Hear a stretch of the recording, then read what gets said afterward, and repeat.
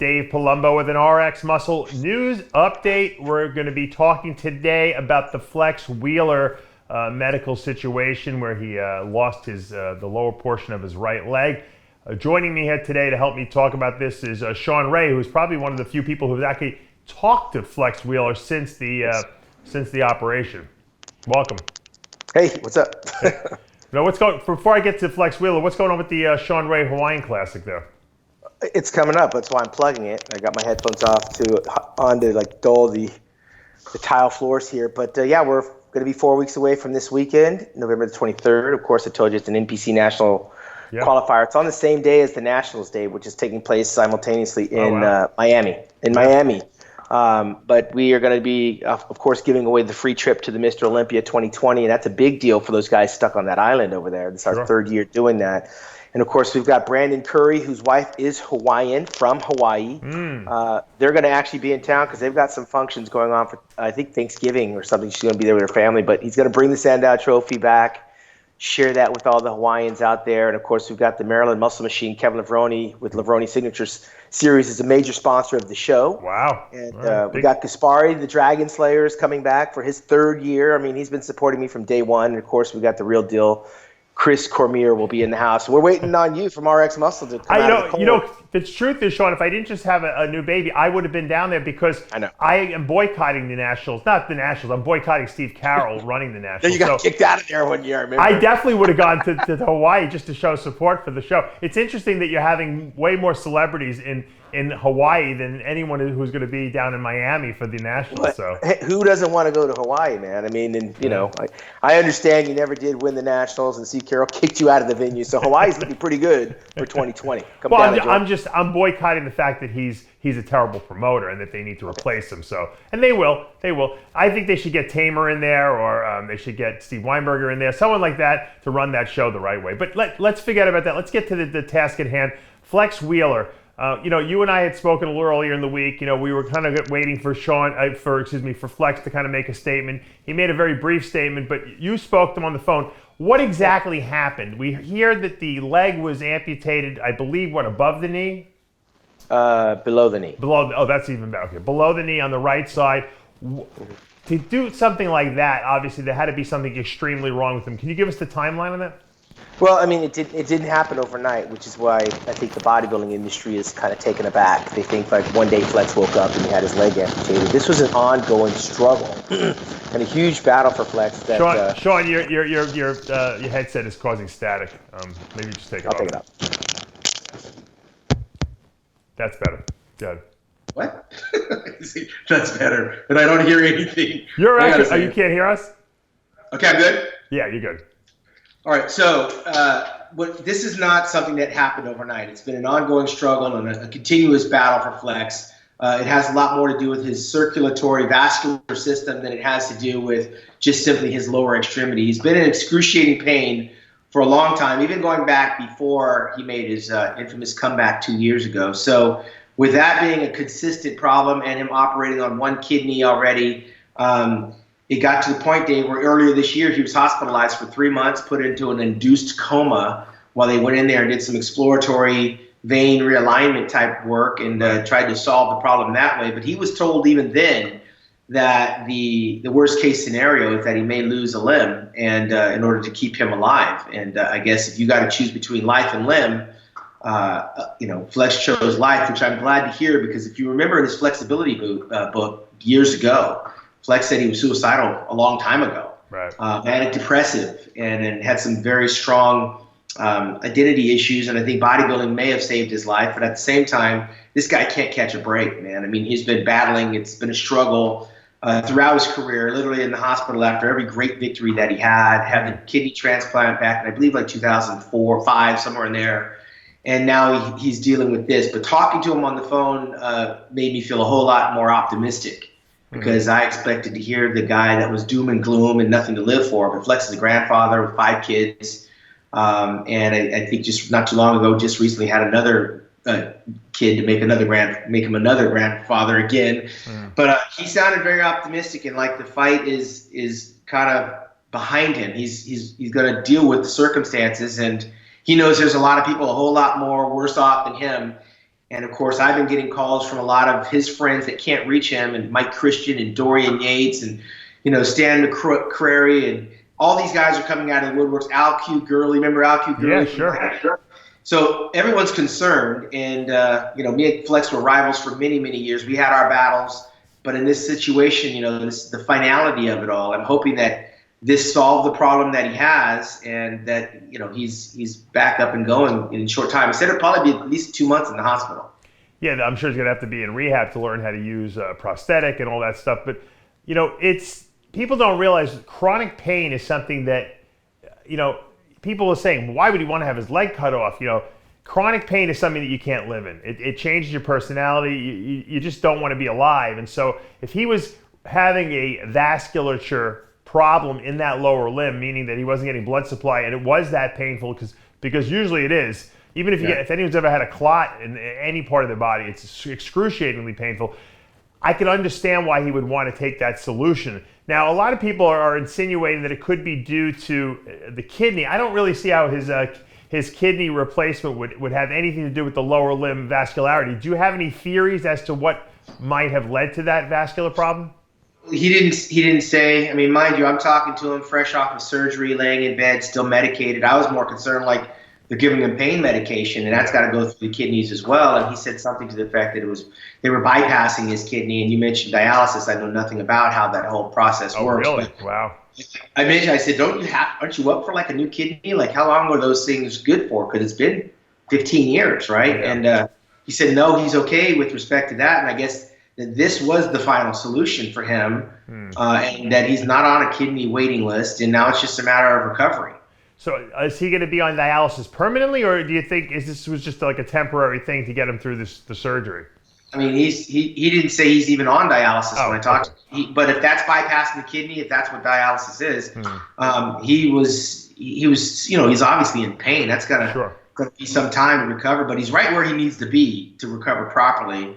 And if that was the final solution and the ultimate solution, you can't even flip a coin on that. You got to choose life. And so he allowed that process to happen, and he sounds like he's got a firm grasp on what's ahead of him. It's not going to be a speedy recovery. He also knows that he's going to have to deal with the whole prosthetic thing. But I mean, at the same time, that wound has got to now heal, and that's going to take some time just to heal. And I can only imagine, he did 3 months already in the hospital. If he does at least another 2 months, that's almost half a year laid up in a hospital bed. But the difference will be that hopefully when he comes out, he won't have to go back in. The first time he went in, he didn't know what the heck was going to happen. So he thought he had at least 3 years. So somewhere in his subconscious, he had to know that limb wasn't going to be long for this world. But you're right. He could have got gangrene, could have got poisoning. He could have had a stroke. All of those things were possible if he's carrying around this leg that just wasn't going to be functional. Now, you were very critical of when he made the comeback 2 years ago. Yes. In terms of putting his health in jeopardy. Do you think that had anything to do or played anything into this whole calf thing, especially since you said he was kind of having some issues with it to begin with?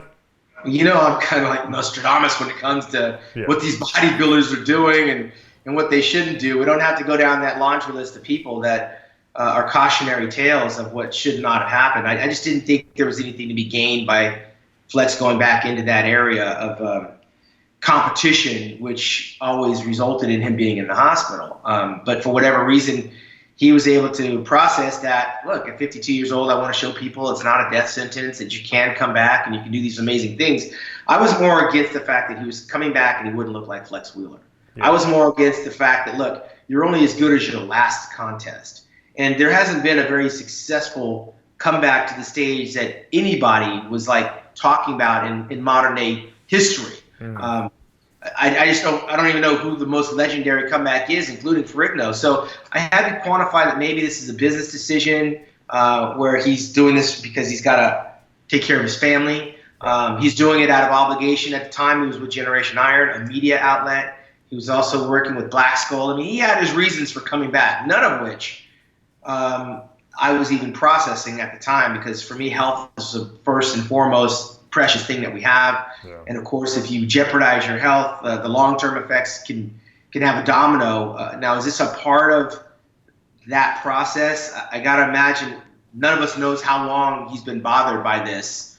and it may have been even through the process of the comeback. And if it was, like most bodybuilders, we ignore the pain and chalk it up to being a part of the process. Yeah. And the hangover comes, when the show's over. And in this case, it's 2 years later.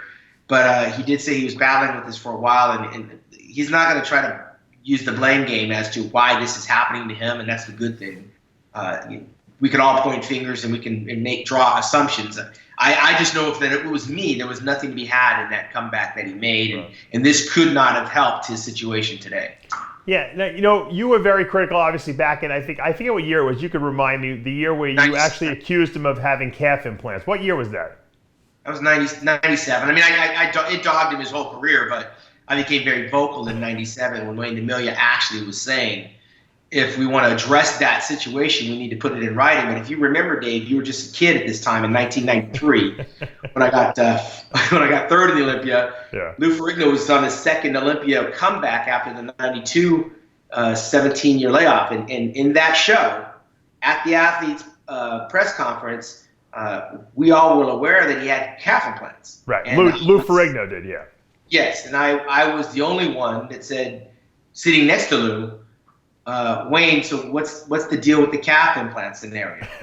He said, and this is in front of everybody, and Lou's sitting next to me. Of course, I broke into a cold sweat. I didn't know if he's going to hulk out. But I said, what is it? You sent us the memorandum about the calf implant. He said, Shawn, put it in writing. I said, put it in writing? We're here. What's the deal? I'll talk to you after this. I said, talk to me what? This is the press conference. Right, That's why I'm asking the question. We'll talk afterwards. And naturally, when it was over, he told me that, and I don't want to say Entertainment Tonight was following Lou Ferrigno into that competition. So there was some televised promo going on that he had brokered on the side, I'm sure. Yeah. Joe Weider probably didn't know anything about it. But he said it was beyond his reach and that he's a Joe Weider-sponsored athlete and Joe has the final say. I didn't feel the need, Dave, to go and poke the bear and mess with Joe Weider and try to get Lou Ferrigno in trouble. Right. But the layperson can read the penalty of calf implants is expulsion. So why do we have this in writing? Why am I being notified of this? And now I'm sitting next to the guy that's breaking the rule, and I'm asking the guy that can enforce the rule, and I'm getting tossed around like, that was part of the Wayne DeMilia thing, that he turned it all over on to Joe. And of course, Joe's on to bigger things. I mean, Joe was the godfather to one of Lou Ferrigno's sons. It's the Joe Weider Classic or the Joe Weider contest.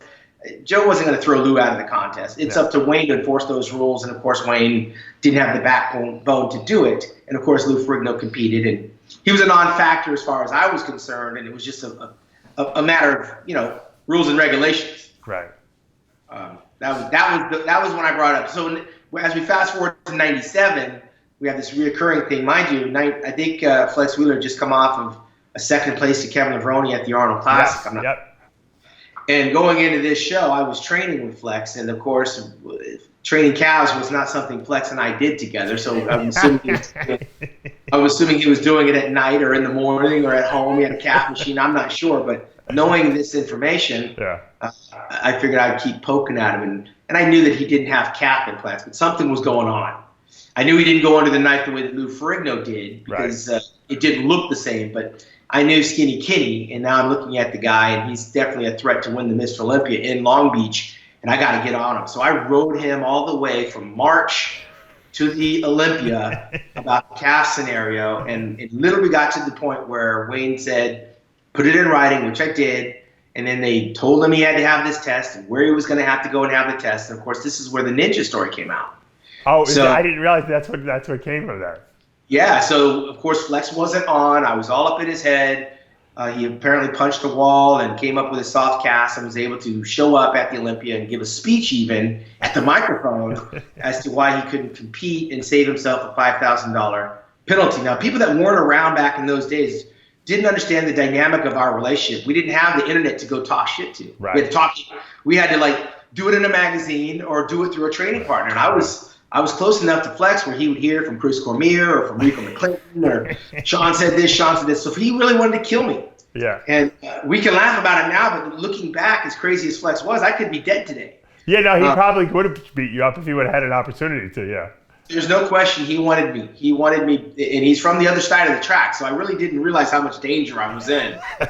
I was like Muhammad Ali poking Joe Frazier. You know, Smoking Joe wanted to kill Ali in all of those press conferences. Yeah, no, I know. Yeah. So we had our rivalry about that, and it was due to the fact that they were just enlarged, overgrown, and very swollen from its origination. And I knew I trained my calves like 3 times a week, so something was going on. And he wasn't the only one. Of course, there were other guys that ventured into that area, Darren Charles and even Dexter Jackson. Yeah. Beyond Lou Ferrigno, there were some guys doing some stuff. You remember Alfred Neugebauer from Austria? Yep. If not, Google him. You'll see his horrible calf implants that he had one year. But Flex never, I'll go on record saying I know he didn't have calf implants, but something was going on with those calves. And it was enough to make him miss the 97 Olympia. And, of course, I got third and Nasser was second to Dorian Yates' all-time worst appearance that he won, and that was his final show. Yeah. So, it is conceivable that, that over the years of just constantly gymming up the calves, everyone kind of did it back in the day who had weak calves. I mean, there could have been some damage to the vasculature in there as well. So, this could be an old injury or an old insult, or an old, wound, so to speak, that kind of just kept getting progressively worse down the road as opposed to something new. Or, a lot of people don't realize you could literally bang your leg against a weight machine in the gym, and you could damage a blood vessel down there, which could then compromise circulation. So there's a lot of scenarios we can come up with as to why Flex had this issue, but obviously in his comeback, I think you'll note, if you go back and just look at some of the pictures, you'll see that his calf, one of them looks very, very atrophied. It looks like there is nerve damage, and went the opposite direction. Something really was wrong with one of his calves, very noticeable. I'm not sure if it's the one that he lost, but it went the other direction. And we could point the finger at all kinds of stuff. If you're a bodybuilder, if you get a common cold, it's because you're a bodybuilder. So what we do in our youth may be coming back to haunt us now, but I can't quantify or tell you what the specifics are until Flex finds out. They didn't tell him exactly what it was from, but I'm sure he'll have his own version of it in time.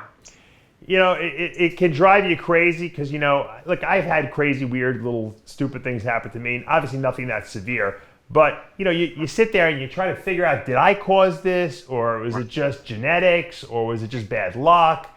And you can drive yourself nuts. And at the end of the day, Shawn, you have to just kind of just put it out of your brain and just deal with it. And it's one of those things, Dave, like, listen, when we got pregnant the first time, like in 2004, when we miscarried, you just wonder, what the hell did I do wrong? Right. Some things you can't put your finger on how it happened or why it happened. But what I'm trying to make sure Flex understand is that this is the cards you're dealt, deal with it.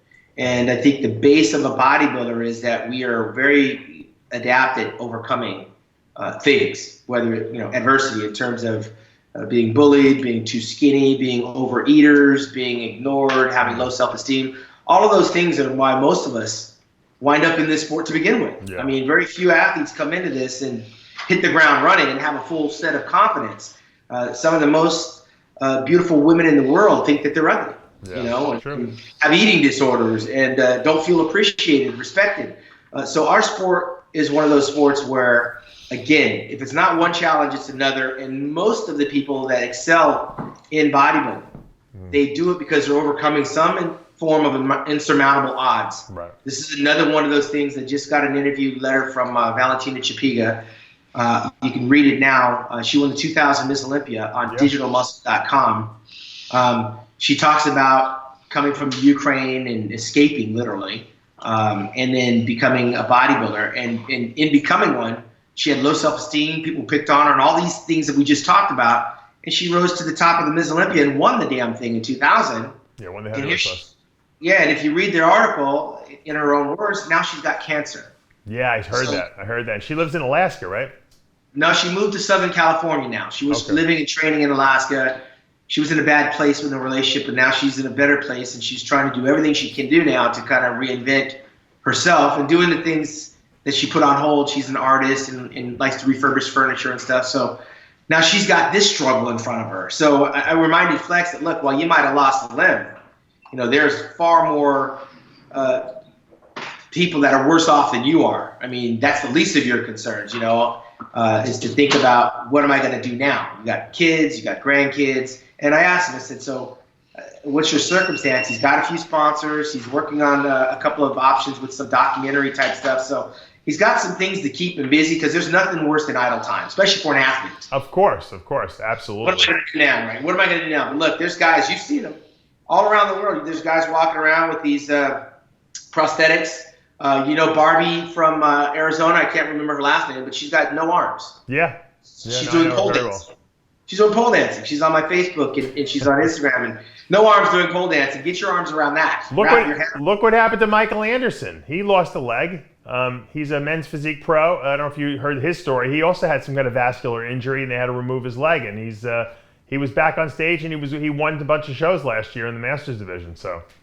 Yeah, so I was just trying to be optimistic with Flex that, look, he's not alone. And of course, you can never get too many text messages, never too many DMs, and never too many voice messages. Don't be afraid to reach out and let him know that you're thinking about him. And, of course, this is beyond the rivalry. This is beyond competition.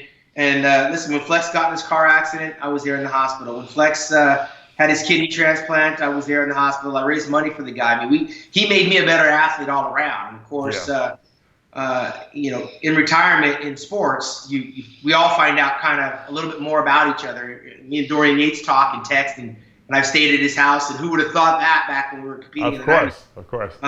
He may be down, he's not out, and we're going to get more on his story. And I believe we're going to get it directly from the horse's mouth. And he appreciates all the well wishes and the phone calls and all that stuff. So. Just keep him in your prayers. That's all we can do. Yeah, we definitely send out prayers to him and his family, of course. And I think he's going to get over this and he might even come out of it a better person because he'll have a different perspective on life, now that he had to make this sacrifice. But obviously, we all know no one wants to lose a limb, but there's a lot more to live for than just our bodies, even though as bodybuilders, it's hard to sometimes conceptualize that. Yeah, and I think at 54 years old now, this year, he gets it more now than he did when he was competing because, of course, when you're in the throes of your competition years, I mean, he didn't have any respect for his family, his wife, or his friends or anything. It was all about him, and we know what that selfishness is like. And he seems to have come full circle to have a better appreciation. As a matter of fact, he was here a week ago at the Celebration of Life for Franco Columbo. So it's great. It sucks that we all got to kind of have these reunions at these celebrations of lives and at these funerals. But at the same time, it does show us how fragile life is, and we're seeing each other kind of grow up and mature. Look, you got 3 kids. Who would have thought you were going to have 3 kids? Look at you. How did that happen? Leave your wife alone already. Put your hands off her. How many Olympias are you going to miss because you're having babies? That's right. I did it later, at least. I didn't do it while I was in the selfish stages. So smart. But Shawn, I appreciate you giving us an update on Flex Wheeler, and good luck. We'll probably talk to you before the Shawn Ray Classic. How do people sign up for the show? Well, they can go to the website, which is srhawaiianclassic.com. And, of course, I got the new editor-in-chief position over at Digital Muscle. I know you've been snooping around, checking out what's going on. I was wondering what you were doing over there. I didn't know. I wasn't aware of that. What does that entail? What do you actually have to do? You didn't get the press release that I sent to you? No, I must have missed it. You send me so much stuff, sometimes I miss it. Well, I never watch your show either, so it's interesting to be on it. So what it is I'm working very closely with Dan Solomon and Jake Woods from Wings of Strength to make this a successful site. I mean, it just got a little bit to be too much for Dan working with Mr. Olympia. So I took it over. Of course, I'm going to get all kinds of stories on these athletes. Where are they now? Keep up with their contest reporting. I haven't got to the video side, but of course, I'm going to learn the video side so we can put the video on the YouTube. I'm moving slow, so I do it right the first time. I'm not correcting a bunch of mistakes. So initially, I'm just putting up some breaking news and some featured stories. But, of course, we'll get contest results and we'll get some video action, very similar to what I did when I was over at Muscle Development after I took your job. All right, well, I greatly thank you for doing that. Actually, you got me. I think you got me fired, actually, which was probably the best thing that ever happened to me. So you know me well, Dave. You know me well. Very well, yeah. Hey, you'll do anything to steal a dime out of someone's pocket, that's for sure. But we appreciate your honesty, Shawn. Good luck with the show. All right, man. All right. This is going to be... once again, we wanted to send out tremendous prayers to Flex Wheeler and his family. And Flex, get better well and quickly. We're all pushing for you. In the end of the day, we're all big fans of Flex Wheeler, and that's the truth. So I'm Dave Palumbo now with an RX Muscle News Update.